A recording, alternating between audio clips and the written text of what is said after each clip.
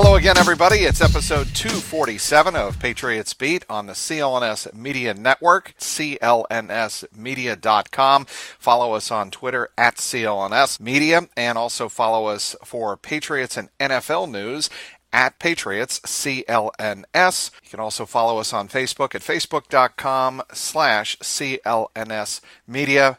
I'm Mike Petralia, Trags. I am joined once again by Mike Giardi of NBC Sports Boston and NBCSportsBoston.com. I got it all out this time without stumbling over myself, unlike the last time I had you on. How you doing, Mike? I'm well, Mike. How are you? I'm good. It's the Patriots offseason, and what else are we going to talk about? Tom Brady. OTAs begin this week. They actually began on Monday. Tom Brady not there. Rob Gronkowski not there.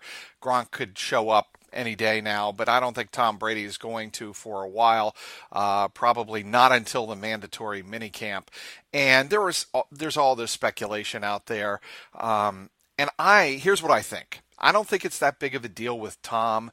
I don't think it's a red flag per se. I know your sister company, Pro Football, help me out. Talk. Yeah, Pro Football Talk Talk said, anytime Tom Brady or the starting quarterback doesn't show up, it's a red flag. I don't see it that way. I think, would he like to be paid more than the $14 million base salary number? Of course he would. But if this were really about the money with Tom, it's one phone call to Robert Kraft and it gets worked out with the football ops. I don't know. That's the way I look at this. Mike, how about you? Yeah, I mean, to me, so I got, people, should I be worried? Or, you get the reverse, you guys are making too much out of this. What we know is, other than that brief period between, I think it was 2008 and 2010, he doesn't miss any of this stuff.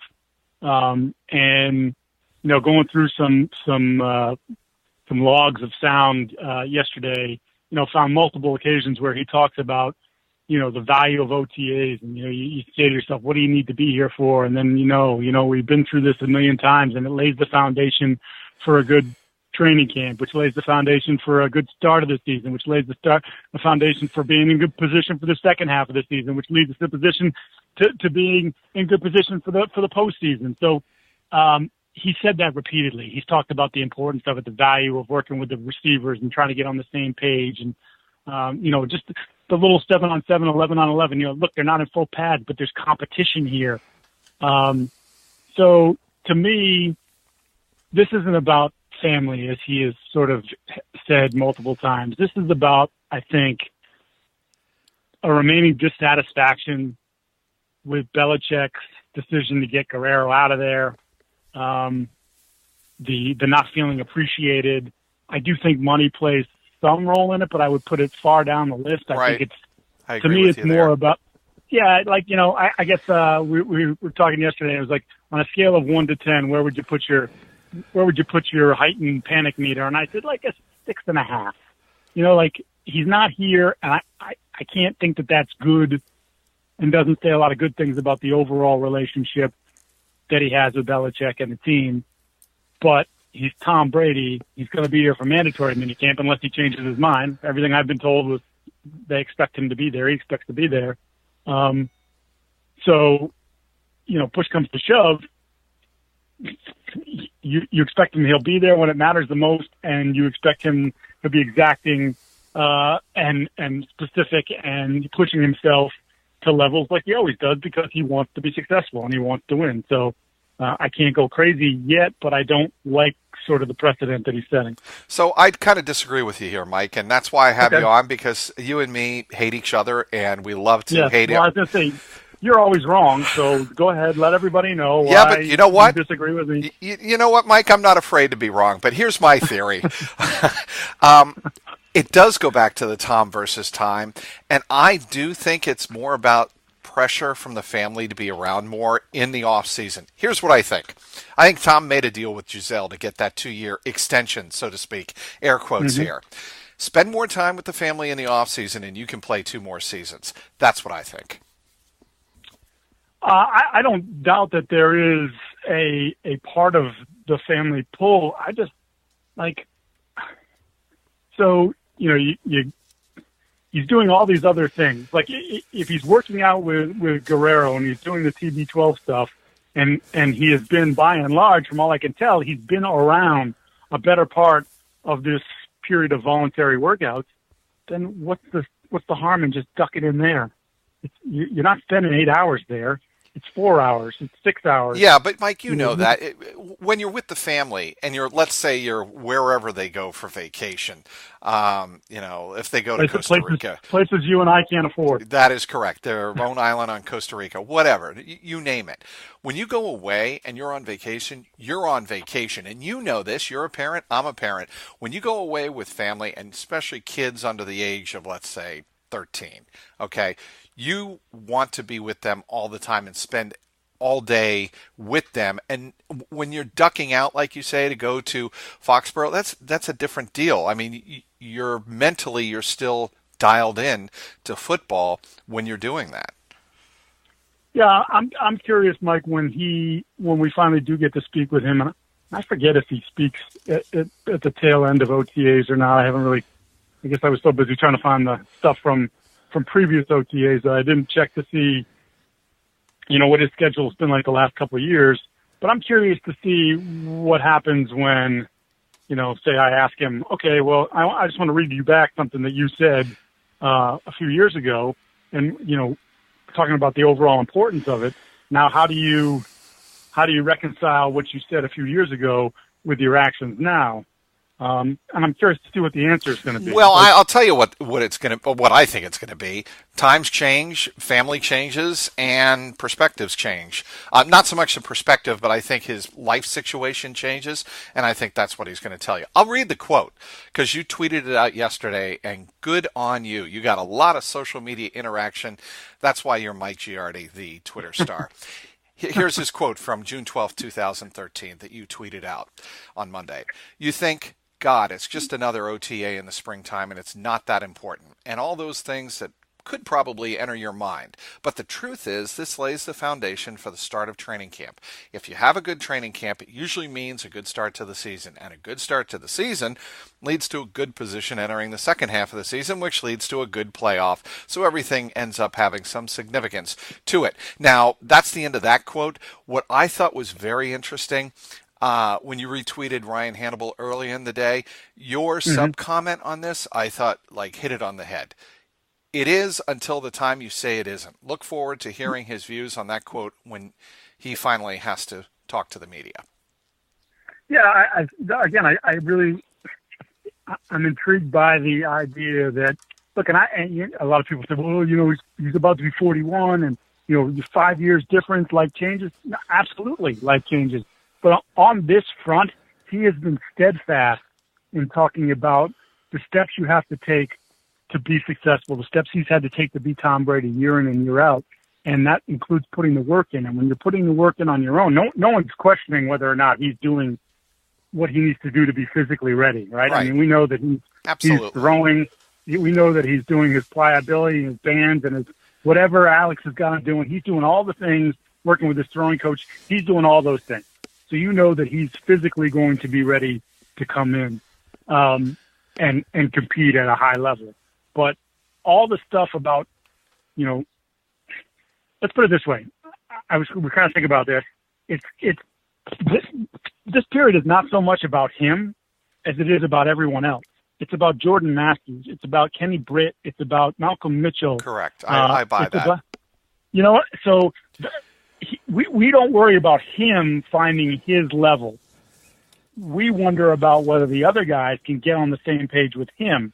And this is part of the process in building that. And if you're going to stay away from them, and then maybe you're going to invite guys to your place in Montana this summer, but it's only going to be, it's not like he invites the entire receiving crew, or at least he hasn't in the past. It's been Edelman and Amendola, Gronk, whatever, that these guys are missing out on opportunity to work with him and sort of lay the foundation for what, they hope will be a successful season, and they hope we're on the same page with him. And it's up to them, not Brady. It's up to them, basically, to get to his level or to understand how he thinks and sight adjustments and all that stuff. And if he's not here, you're just postponing and you're pushing back their development. And how many times have we seen him over the course of his career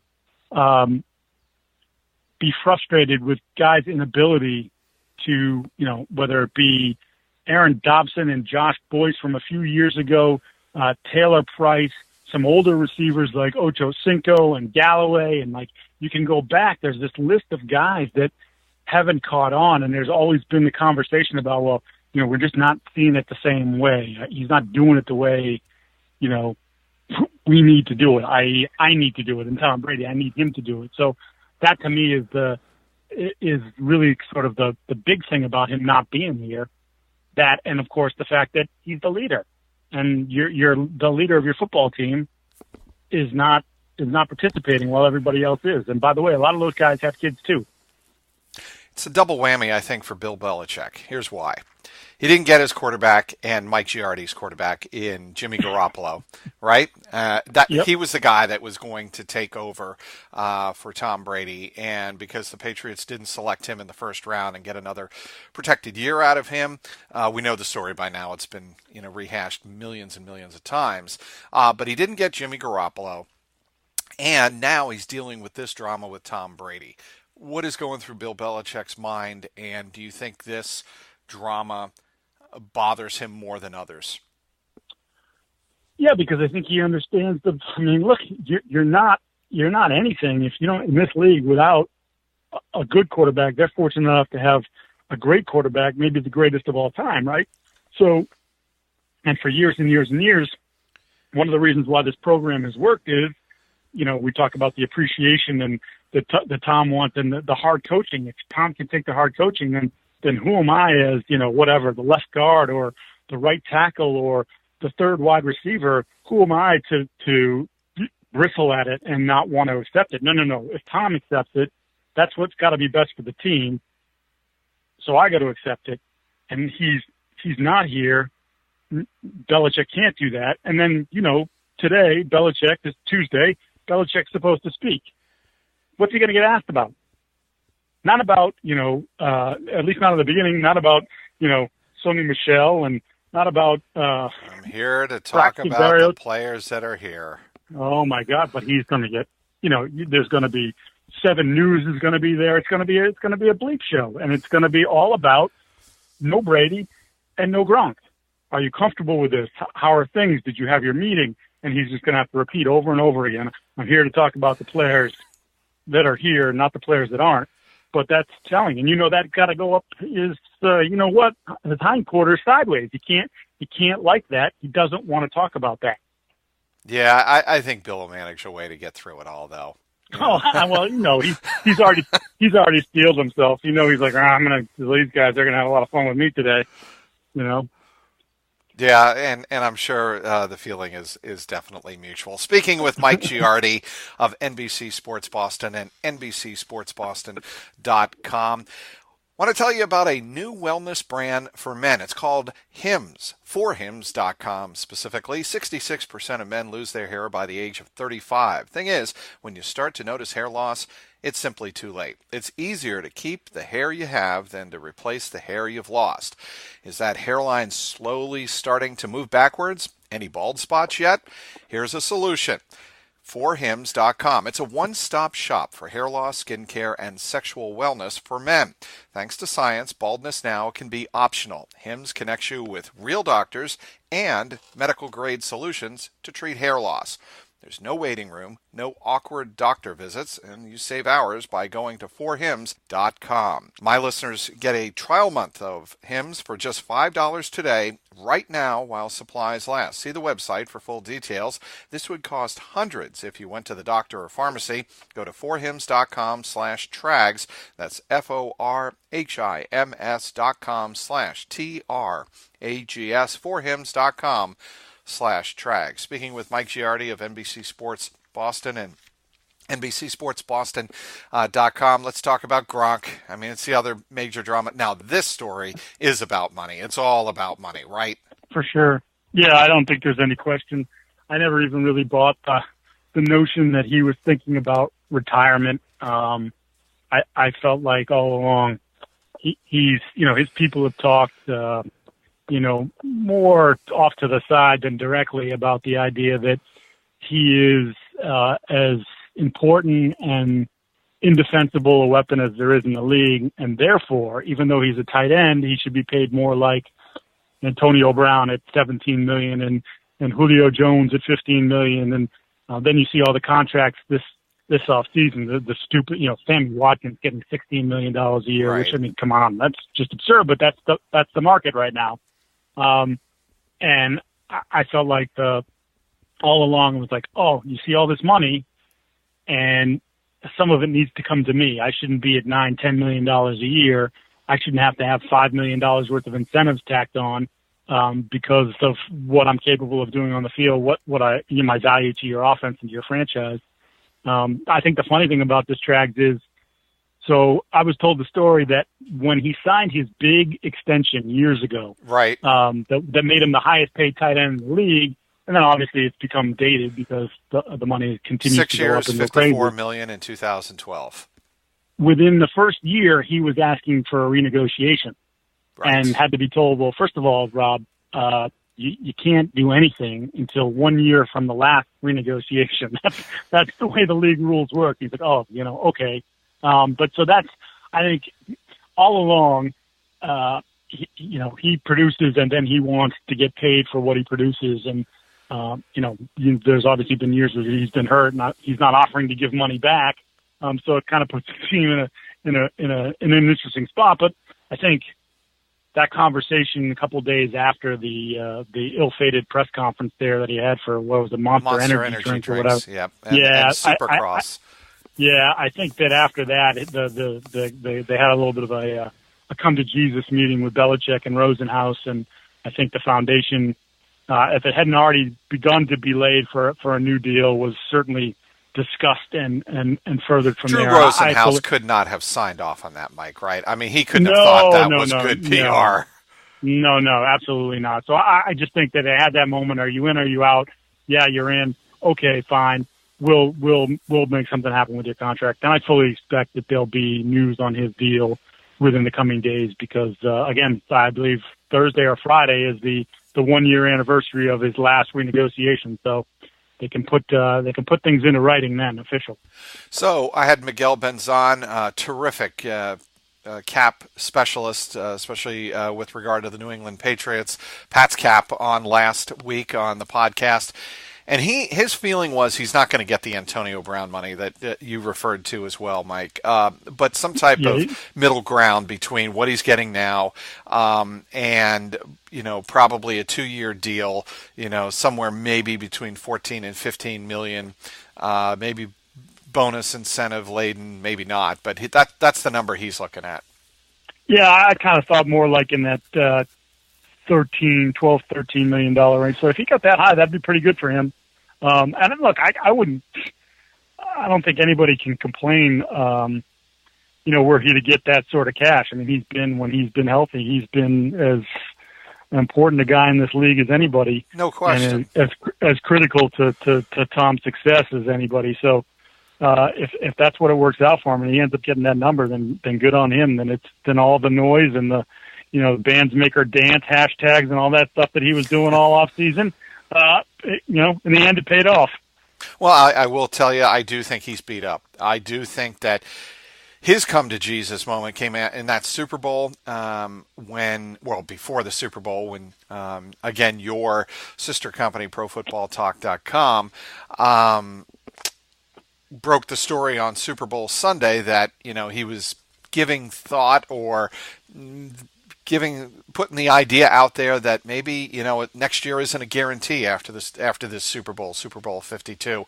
I think is back. I think a multitude of injuries started to catch up to him, and he just was like, "Get me through this last game, and I'm taking some time off to decompress." And I think his decompression was going goofy. That's just my way of. I've always read Gronk.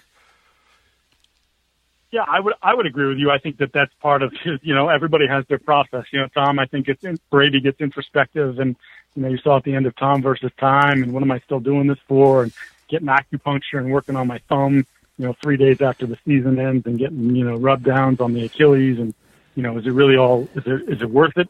And Gronk is more of the, okay, I towed the line for the last 6-7 months and now I'm going to go have a little fun and dance around and, be with my boys and do whatever. And that's his process. Everybody's got a different one. I don't really begrudge him. At the press conference just was, as we all have discussed many times, was in bad form. And not only was he thumbing his nose up at the coaching staff, but I think indirectly he was doing it as his teammates. And I don't think that's the kind of guy that he is.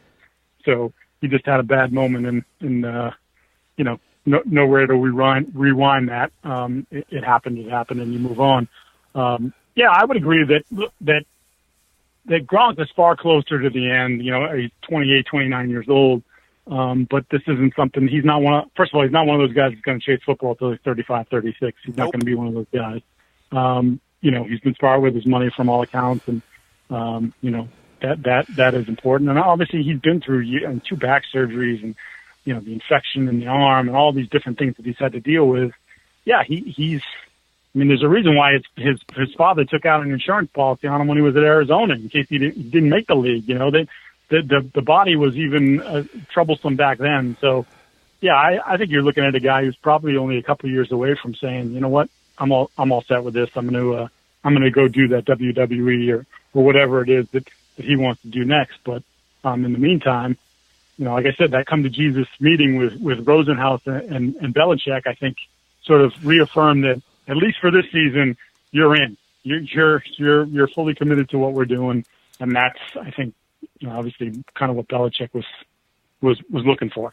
I got to tell you, I'm excited for this draft class. Unlike last year's, which was, could turn out to be a very decent draft class, but I'm looking forward to seeing.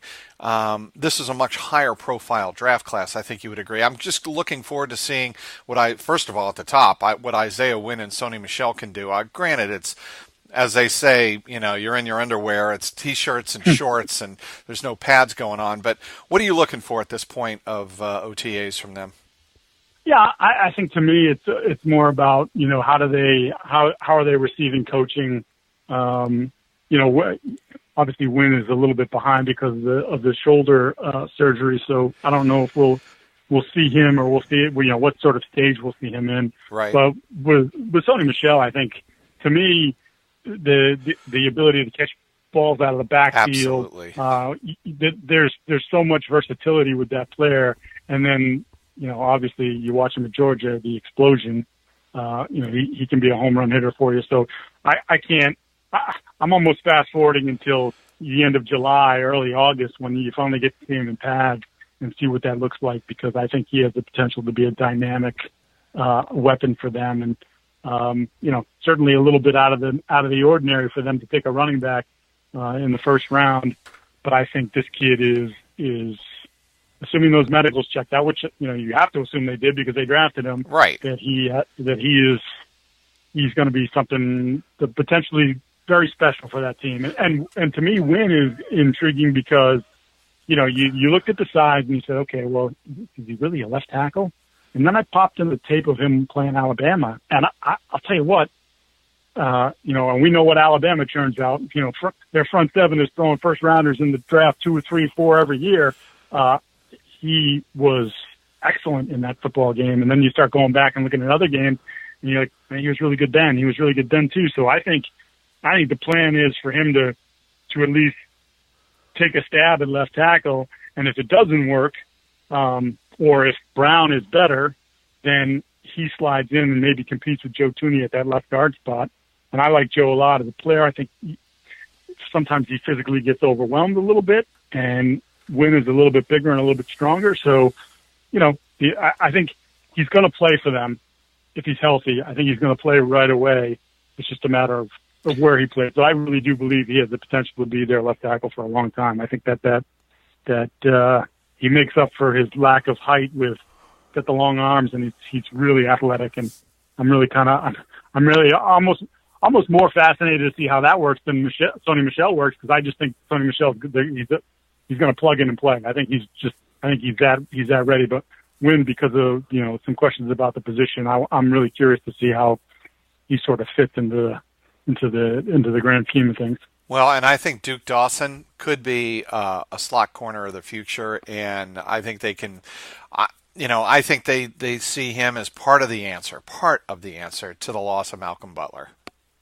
Yeah, you get McCourty in free agency, sort of a bigger corner, and then you get this kid, and from all accounts, he's a smart, physical football player, and capable of doing some good things in the slot. And that's you can never have enough good corners. And obviously Butler, we know how that ended and where he ended up.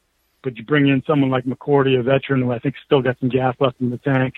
Then you bring in this young player. You got Eric Rowe in the last year of his contract. A couple developmental guys. I think they've got enough bodies there that they should be able to find a pretty good combination opposite Stephon Gilmore. How can people follow the one and only Mike Giardi on his spectacular Twitter feed? That is at Mike Giardi, Giardi. Come for the fun, frivolity, and the occasional insults. I provide them all. And I would also like you to plug your employer, who does a great job keeping you employed. Yeah, I mean, they really have to swallow sometimes a little bit hard about it's NBC Sports Boston, NBCSportsBoston.com.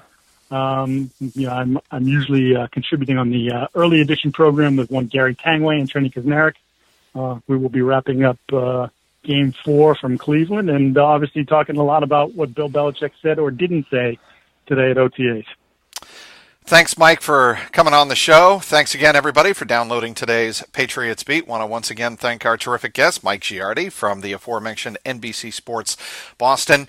You can also give us a follow at Patriots CLNS and at CLNS Media. Of course, give my own personal account a follow if you would, at Trags, Trags. Today's sponsor, forhims.com. For Patriots content manager Mike Alonji, CLNS media executive producer Larry H. Russell, the founder of the network, Nick Gelso. Thanks to everyone who tuned in. This is Mike Petralia, and this has been the Patriots Beat podcast, powered by CLNS Media.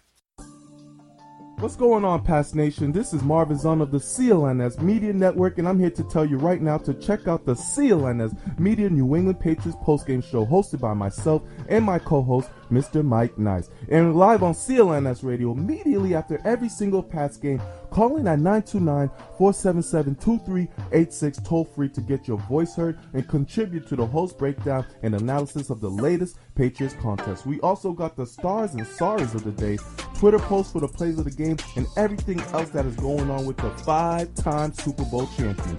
Subscribe to CLNS Media New England Patriots postgame show on iTunes and Stitcher, and the best way, download the free CLNS Media Network mobile app for on-demand listening anytime, any place, anywhere.